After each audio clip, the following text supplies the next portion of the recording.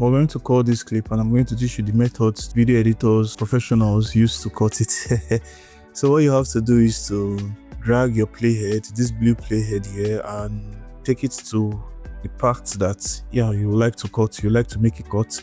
So let's say you want to cut here. All you have to do is to change this selection to razor tool. You can select it here, or you can press letter C from your keyboard. So let's select this, come here, you cut your clip, cut it here again, and select it, go back to the selection tool, then you click, you select here, you press delete, you select here, you press delete, then you delete the gaps.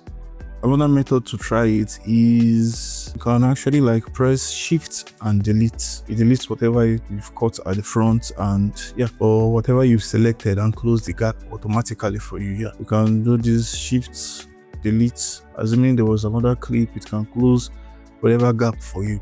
And another way to cut, I think the Polar One video editors do without using the mouse, is to use your keyboard and press Ctrl K. It automatically cuts it, and you can move again, Ctrl K, cuts it for you. So this is how to make the cuts with keyboard. And another method to cut again, let's say we want to cut here and we don't want it to leave whatever we've cut behind, or whatever we're not going to use. So let's say we want to cut this on this playhead, and we want it to automatically delete the rest of the video. So another way we can do it is by pressing Q on your keyboard, and what the thing does is once you press Q, it automatically deletes everything behind, or close the gaps behind the clip.